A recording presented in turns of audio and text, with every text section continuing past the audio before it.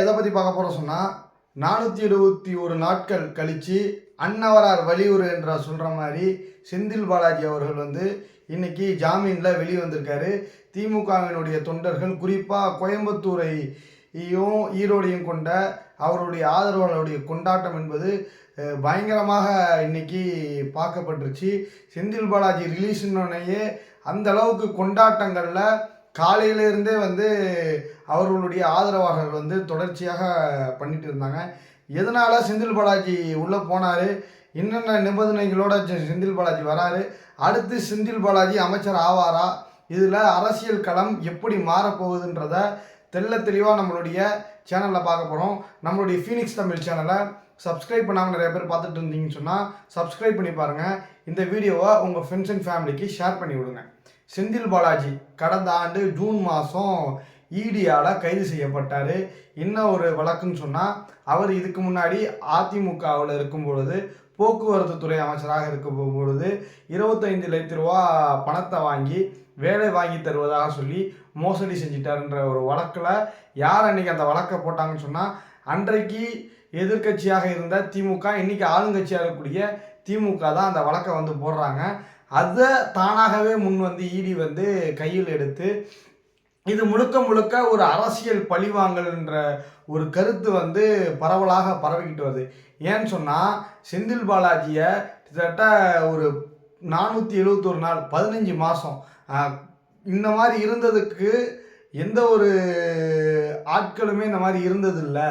இதுக்கு முன்னாடி 2G spectrum மூலம் நம்ம பார்த்துருப்போம். அதில் ஆர் ராசா அவர்களை வந்து கைது செஞ்சாங்க. அவரு கூட 15 மாதங்கள் வந்து உள்ளே இல்லைன்றது தான் இது. இவர் வந்து அவரோட கொஞ்சம் கூடுதலாக இருந்திருக்காருன்னு சொல்லி இப்போ இந்த மாதிரி விஷயங்கள் நடக்கும்போது செந்தில் பாலாஜியும் தொடர்ச்சியாக சிறையில் இருக்கணுன்றத வந்து நினச்சிக்கிட்டு இருந்தாங்கன்னு சொன்னால், ஈடியினுடைய போக்கு வந்து பார்த்தீங்கன்னு சொன்னால் முற்றிலும் முழுக்க வந்து செந்தில் பாலாஜியை உள்ளேயே வச்சிருக்கணும். இதுதான் வந்து அவங்களுடைய மெயின் டார்கெட்டாக இருந்தது. ஏன்னு சொன்னால், அவர் வந்து சிறையில் இருக்கும்போது அவருக்கு உடல்நல பாதிப்பு ஏற்பட்டு அவருக்கு ஹார்ட் சர்ஜரி வந்து பண்ணாங்க. அதை போய் சிஎம்ஏ வந்து நேரில் கூட போய் பார்க்கக்கூடிய ஒரு சூழல் இருந்தது. அதுக்கிடையில் பல மன உளைச்சலுக்கு ஆளாக்கப்பட்ட நிலையிலும் கூட அவர் வந்து சிறையில் இருந்துக்கிட்டு வந்தார். இந்த நிலையில் வந்து பார்த்திங்கன்னு சொன்னால், இன்றைக்கி அவருக்கு ஜாமீன் கோரி இன்றைக்கி அவருடைய வழக்கு வந்து வந்திருக்கு. அதில் வந்து ஈடிக்கு பெரிய கொட்டை வந்து நீதிபதிகள் வந்து வச்சுருக்காங்க. மிகப்பெரிய கேள்விகளை வந்து கேட்டிருக்காங்க. அதாவது செந்தில் பாலாஜியை கைது பண்ண மிக முக்கியமாக சொல்லக்கூடிய அந்த பென்ட்ரைவ் இதுதானான்னு சொல்லி நீதிபதிகள் கேள்வி கேட்டோன்னே, நீங்கள் விசாரணையை இன்னும் தொடங்கவே இல்லை, ஆனால் விசாரணையை தொடங்காமலே நீங்கள் செந்தில் பாலாஜிக்கு ஜாமீன் கொடுக்க விடாமல் நீங்கள் தடுத்துக்கிட்டு வரீங்க, நீங்கள் ஃபஸ்ட்டு விசாரணையை ஸ்டார்ட் பண்ணுங்கன்னு சொல்லி செந்தில் பாலாஜி சில நிபந்தனைகள், இந்த ஊரை விட்டு நீங்கள் போகக்கூடாது, இது சம்மந்தமாக சாட்சிகளை எதையும் நீங்கள் கலைக்கக்கூடாது, வாரத்தில் 2 நாள் திங்கள் வெள்ளிக்கிழமை வந்து நீங்கள் ஈடியினுடைய அலுவலகத்துக்கு வந்து போகணுன்றத வந்து சில நிபந்தனைகளை வைத்து 25 லட்ச ரூபா ஷூரிட்டி 2 பேருக்கு கொடுத்து அந்த நிபந்தனைகளோட இன்றைக்கி செந்தில் பாலாஜி வெளியே வந்திருக்காரு. அவர் வெளியே வரும்போது அந்த அளவுக்கு புழல் சிறை வெளியில் அவங்க கட்சி தொண்டர்கள், குறிப்பாக சொல்லணும்னு சொன்னால் அந்த கட்சியினுடைய அமைப்பு செயலாளக்கூடிய RS பாரதி அவர்கள் வந்து சிறைச்சாலைக்கே வந்து சென்று அவரை வந்து வெளியே வந்து வரவேற்று அந்த கழக நிர்வாகிகள் எல்லாம் அவரை வந்து ஆர்ப்பரிப்போட எங்கேருந்து புழல் சிறையிலேருந்து அவர் வந்து மெரினா கடற்கரையில் இருக்கக்கூடிய அண்ணா சமாதிக்கும் கலைஞரனுடைய சமாதிக்கும் நேரில் போயிட்டு அஞ்சலி செலுத்திட்டு கூடிய காட்சிகள்லாம் பார்த்தோம். இதிலிருந்து என்ன தெரியுதுன்னு சொன்னால், செந்தில் பாலாஜியை முழுக்க அரசியல் பழிவாங்கல்னால தான் வந்து உள்ளே இருந்தாருன்றத யார் சொல்கிறா, இன்றைக்கி இருக்கக்கூடிய அவங்க கட்சியினுடைய தலைவரும் தமிழ்நாட்டினுடைய முதலமைச்சராக இருக்கக்கூடிய தளபதி MK ஸ்டாலின் அவர்கள் என்ன சொல்கிறாங்கன்னு சொன்னால், நான் மிஸ்ஸால கூட இந்த மாதிரி இருந்ததில்லை, ஆனால் இது மிஸ்ஸாவோட மிகப்பெரிய ஒரு கொடூரமாக இதை நாங்கள் பார்க்குறாருன்னு சொல்லி தளபதி MK ஸ்டாலின் அவர்கள் வந்து சொல்லியிருக்காங்க.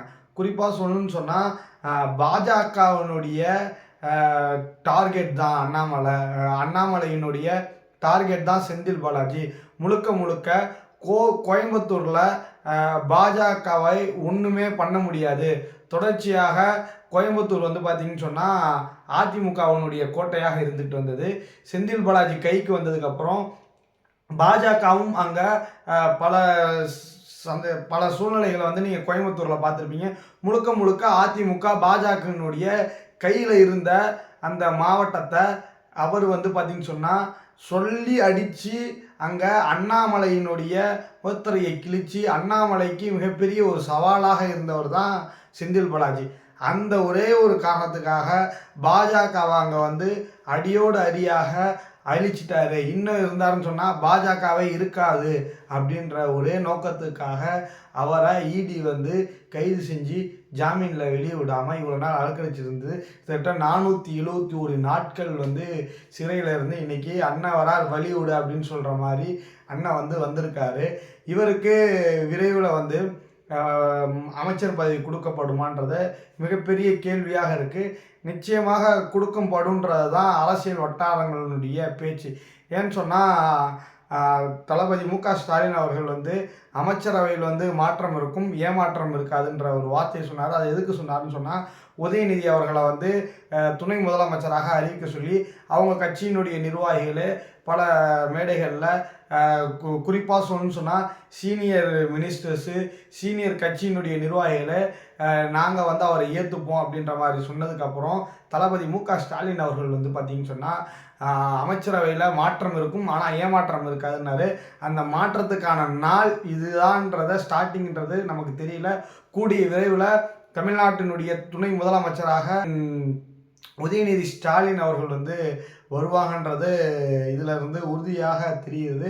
அதே சமயத்தில் செந்தில் பாலாஜி அவர்களுக்கும் அமைச்சரவையில் இடம் கொடுத்து அவருக்கு திரும்ப அந்த கோவை மாவட்டமே பொறுப்பாக கொடுத்தாங்கன்னு சொன்னால் இன்னும் வந்து பாஜகவை தமிழ்நாட்டில் அவரை வச்சு செஞ்சதுக்கு 15 மாதம் செந்தில் பாலாஜி அவர்களை சிறையில் வந்து வச்சு ஜாமீன் கொடுக்காம செஞ்சதுக்கு தமிழ்நாட்டில் பாஜகவுக்கு மிகப்பெரிய ஒரு சவாலாக செந்தில் பாலாஜி மீண்டும் இருப்பார்ன்றது தான் இன்றைக்கி பேசப்படக்கூடிய கருத்தாக இருக்கிறது.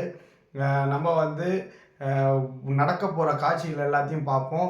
அந்த மாதிரி வீடியோக்களை நான் போடுறதுக்கு உங்களுடைய சப்போர்ட் கண்டிப்பான முறையில் நமக்கு தேவை. நம்ம சேனலை சப்ஸ்கிரைப் பண்ணாமல் நிறைய பேர் பார்த்துருந்தீங்கன்னு சொன்னால் சப்ஸ்கிரைப் பண்ணி பாருங்கள்.